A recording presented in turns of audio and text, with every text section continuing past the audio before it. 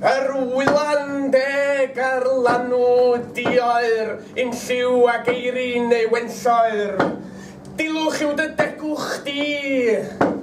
Darn fal hael, dyrnfol heli, ysgan ar don, eigion bwyd, esgydfalch ydyn bysgotfwyd.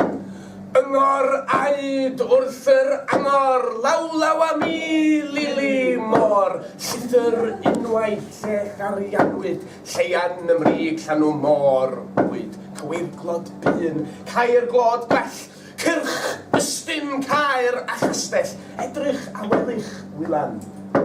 Eigyr o liw ar y gair lan, dywaid fy ngeiriau dyn, newsed fi, dosid fi'n, byddai hun, beiddiau hanerch, bydd edrych wrth gwyddysna.